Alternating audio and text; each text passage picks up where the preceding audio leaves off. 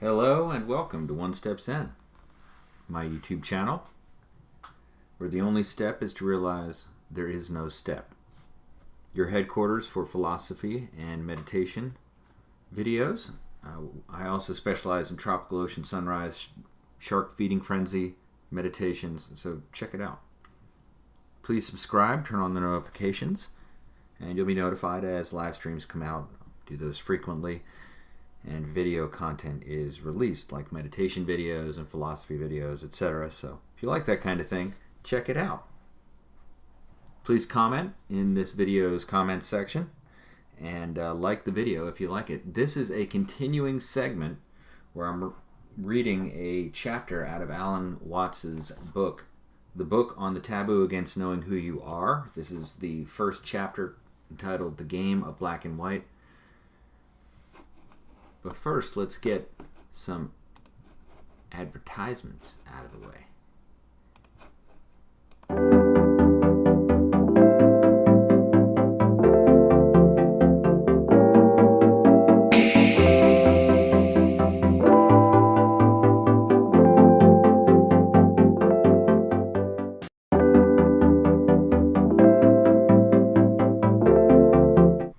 Okay, enough of that. I made it, so I thought I had to use it. Okay, I'm going to go ahead and read through this. And what I took out of the last reading, if you listen to the previous video, really I underlined one thing out of that first part, and that is ons alone and offs alone do not exist. This idea that the duality of all things, is able to be shown in all elements of nature. Let's keep on going. Many people imagine that in listening to music they hear simply a succession of notes singly or in clusters called chords. If that were true, as it is in exceptional cases of tone-deaf people, they would hear no music, no melody whatsoever, only a succession of noises. Hearing melody is hearing the intervals between the tones. Even though you may not realize it, and even though these particular intervals are not periods of silence, but steps of varying length between points on the musical scale. These steps or intervals are auditory spaces as distinct from distance space between bodies or time space between events. Yet the general habit of conscious attention is, in various ways, to ignore intervals. People think, for example, that space is just nothing unless it happens to be filled with air. They are therefore puzzled when artists or architects speak of types and properties of space, and more so when astronomers and physicists speak of curved space, expanding space, finite space, or of the influence of space on light or on stars. Because of this habit of ignoring space intervals, we do not realize that just a sound is a vibration of sound silence. The whole universe, that is existence, is the vibration of solid space. For solids and spaces go together as inseparably as insides and outsides. Space is the relationship between bodies, and without it there can be neither energy nor motion. If there were a body, just one single ball, with no surrounding space, there would be no way of conceiving or feeling it as a ball or in any other shape. If there were nothing outside it, it would have no outside. It might be God, but certainly not a body. So too, if there were just space alone with nothing in it, it wouldn't be space at all. For there is no space except space between things, inside things, and outside things. This is why space is the relationship between bodies. Can we imagine one lonely body, the only ball in the universe, in the midst of an empty space? Perhaps. But this ball would have no energy, no motion. In relation to what could it be said to be moving? They're said to move only when compared with others that are relatively still. For motion is motion stillness. So let's have two balls and notice that they come closer to each other or get farther apart. Sure, there is motion now, but which one is moving?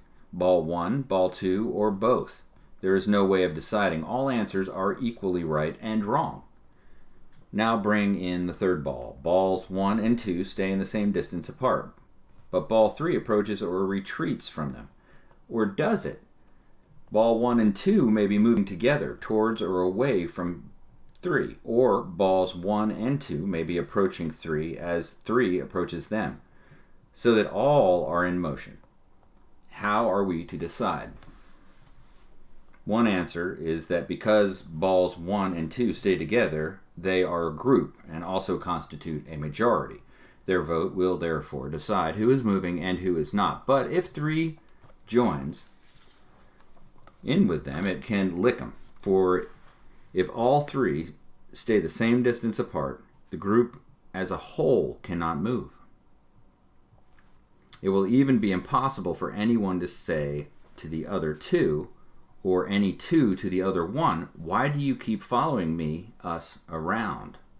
For the group as a whole will have no point of reference to know whether it's moving or not.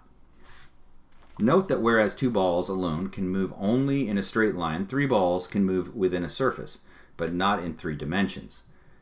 The moment we add a 4th ball, we get the 3rd dimension of depth.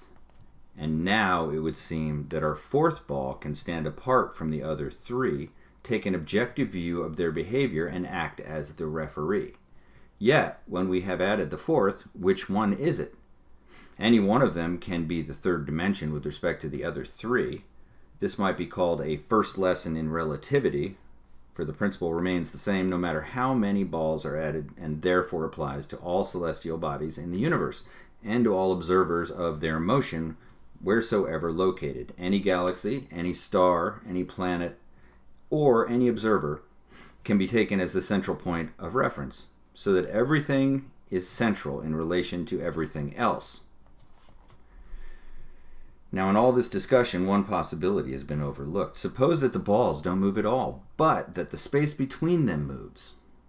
After all, we speak of a distance, i.e. space, increasing or decreasing, as if it were a thing that could do something.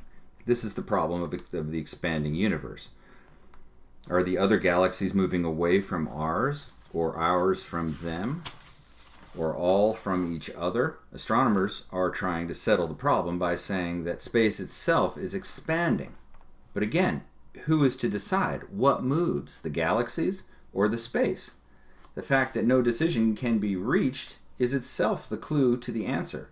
Not just that both the galaxies and space are expanding as if they were two different agents, but that something which we must clumsily call galaxies space or solid space is expanding. The problem comes up because we ask the question in the wrong way. We suppose that solids were one thing and space quite another, or just nothing whatever. Then it appeared that space was no mere nothing, because solids couldn't do without it. But the mistake in the beginning was to think of solids and space as 2 different things, instead of as 2 aspects of the same thing. This point is that they are different but inseparable, like the front end and the rear end of a car. Cut them apart and the cat dies. Take away the crest of the wave and there is no trough. A similar solution applies to the ancient problem of cause and effect. We believe that everything and every event must have a cause, that is, some other things or events, and that it will in its turn be the cause of other effects. So, how does a cause lead to an effect? To make it much worse, if all that I think or do is set of effects, there must be causes for all them going back into an indefinite past. If so, I can't help what I do. I am simply a puppet pulled by strings that go back into times far beyond my vision. Again, this is a problem which comes from asking the wrong question. Here is someone who has never seen a cat. He is looking through a narrow slit in a fence, and on the other side a cat walks by. He sees first the head, then the less distinctly shaped furry trunk, and then the tail. Extraordinary. The cat turns round and walks back, and again he sees the head, and a little later the tail. This sequence begins to look like something regular and reliable, yet again the cat turns round and he witnesses the same regular sequence. First the head, the tail later. Thereupon he reasons that the event head is the invariable and necessary cause of the event tail, which is the head's effect. This absurd and confusing gobbledygook comes from the failure to see that the head and the tail go together. They are all one cat. The cat wasn't born as a head, which sometime later caused a tail. It was born all of a piece, a head-tailed cat. Our observer trouble was that he was watching it through a narrow slit and couldn't see the whole cat at once. The narrow slit in the fence is much like the way in which we look at life by conscious attention, for when we attend to something, we ignore everything else. Attention is narrowed perception. It is a way of looking at life bit by bit, using memory to string the bits together, and when examining a dark room with a flashlight, having a very narrow beam.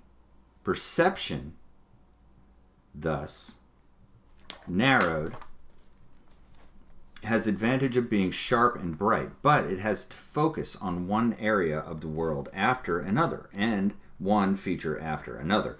And where there are no features, only space or uniform surfaces, it somehow gets bored and searches about for more features. Attention is therefore something like a scanning mechanism in radar or television, and Norbert Werner and his colleagues found some evidence that there is similar process in the brain. But a scanning process that observes the world bit by bit soon persuades the user that the world is a great collection of bits, and these he calls separate things or events. We often say that you can only think of one thing at a time. The truth is that in looking at the world bit by bit, we convince ourselves that it consists of separate things. So, give ourselves the problem of how these things are connected and how they cause and affect each other. The problem would never have arisen if we had been aware that this was just our way of looking at the world, which had chopped it into separate bits, things, events, causes, effects. We do not see that the world is all of a piece like a head-tailed cat. We also speak of attention as noticing. To notice is to select, to regard some bits of perception and some features of the world as more noteworthy, more significant than others. To these we attend, to the rest we ignore, and for which reason conscious attention is at the same time ignorance, despite the fact that it gives us a vividly clear picture of whatever we choose to notice. Physically, we see, hear, smell, taste, and touch innumerable features that we could never notice. You can drive 30 miles talking all the time to a friend. What have you noticed? What you noticed and remembered was the conversation, but somehow you responded to the road, the other cars, the traffic lights, and heaven knows what else without really noticing or focusing your mental spotlight upon them. So too you can talk to someone at a party without remembering or immediate recall what clothes he or she was wearing, because they were not noteworthy or significant to you. Yet certainly your eyes and nerves responded to those clothes. You saw but did not really look. And I'm going to stop there, and in between now and the next reading, I'm going to reflect a little bit on the main message of this passage. I think Alan Watts is a dish best served cold and is also one that is best digested kind of foundationally up. This idea that he's presenting in the Game of Black and White chapter is, I think, pretty fundamental to an alternative way to kind of view the world, perhaps, or perhaps not.